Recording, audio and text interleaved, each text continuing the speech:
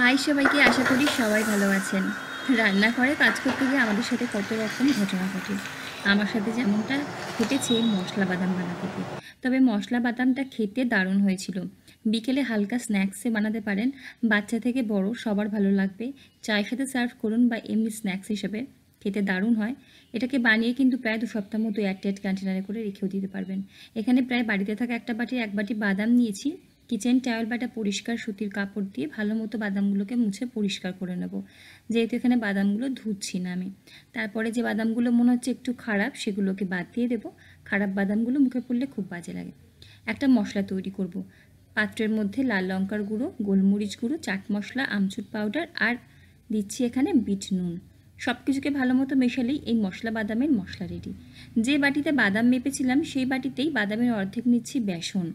এর সাথে দিচ্ছি 1 চা চামচ করে হলুদ গুঁড়ো, লাল লঙ্কার গুঁড়ো, স্বাদ মতো নুনটাও 1 চা চামচই দিয়েছি। 1/4 চা চামচেরও কম দিয়েছি হিঙে খুব ভালো একটা গন্ধ দেয়। গরম করতে বসিয়েছি তেল, সেখান থেকেই 2 চা চামচের কাছাকাছি দিয়েছি গরম তেল, অল্প একটু গরম মশলার গুঁড়ো। জল দেবো অল্প অল্প করে, একটা ঘন স্মুথ ব্যাটার রেডি করব। যে বাটিতে বাদাম নিয়েছিলাম তার অর্ধেকেরও কম লেগেছে আমার এখানে জল।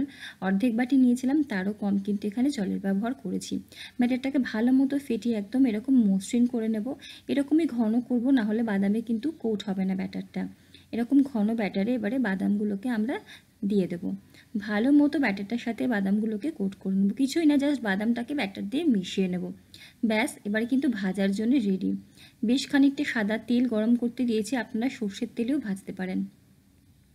তেল গরম হয়ে গেলে এখানে কিছুটা পরিমাণে দেবো এখানে বাদাম, আর সঙ্গে সঙ্গে কিন্তু একটা খুন্তি হোক, হাতা হোক, চামচ হোক, এভাবেই ছাড়িয়ে ছাড়িয়ে দেবো, তাহলে নরম থাকা অবস্থায় খুব ইজিলি একটার থেকে একটা ছেড়ে যাবে। যখন বেশ জমে যাবে তখন ছাড়তে অসুবিধা হবে। তারপরে আর কি মিডিয়াম টু লোয়ের দিকে রাখবো, আর বেশ সোনালি করে ভেজে নেব বা লালচে করে কিন্তু ভেজে নেব। ভাজা হয়ে গেলে বুঝতেও পারা যাবে, তেলে ভেসে উঠবে। দেখুন এই সেটের বাদামগুলো ভাজা হয়ে গেছে, তুলে নিচ্ছি। প্রথমে তুলে নেব আমি একটা ছাঁকনিতে, তারপরে টিস্যু পেপারে রেখে এক্সট্রা তেলটাকে ছড়িয়ে নেব। আওয়াজ শুনেই বুঝতে পারবেন কতটা মুচমুচে হয় বাদামগুলো। তো প্রথমে টিস্যু পেপারে নিচ্ছি, এক্সট্রা তেলটা যেটা আছে সেগুলোকে ছড়িয়ে নেব।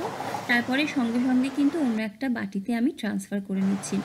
আর গরম গরম অবস্থাতেই দিয়ে দিতে হবে মশলাটা, তাহলেই কিন্তু ভালো মতো বাদামের সাথে কোট হবে মশলাটা। বাকি বাদামগুলো ভাজছি। বাদামগুলো ভাজার সাথে সাথে আমি এখানে কতগুলো কিন্তু চেরা কাঁচা লঙ্কা আর চেরা রসুন দেব। এইটাই করেছি গন্ডগোল। রসুনগুলো সব কটা যে চেরা হয়নি সেটা খেয়ালই করিনি। যখনই রসুন ভাজবেন অবশ্যই চিড়ে ভাজবেন। রসুন আর কাঁচা লঙ্কা দিয়ে এরকমভাবে ভাজলে কিন্তু দারুণ খেতে হয় ভাজা রসুনগুলো। আমি চাইলেই ক্লিপটা কেটে আপনাদের দেখাতে পারতাম, তবে রান্নাঘরে এবং রান্না করতে গিয়ে কিন্তু ভুল হতেই পারে। তো যেহেতু অনেকটাই গরম তেল ছিটকেছে, সবার প্রথমে গেছি ভালো মতো ঠান্ডা জলে হাতটাকে ধুয়ে নিয়েছি। হাজব্যান্ড গেছে মলম আনতে, মলমটা লাগাবো। তো ততক্ষণ একবার দেখিয়ে দিই আপনাদেরকেও, বাদামগুলো এরকমভাবে বানাবেন, বেশ মুচমুচে হয়, খেতে কিন্তু দারুণ হয়েছিল, এটা সত্যি কথা।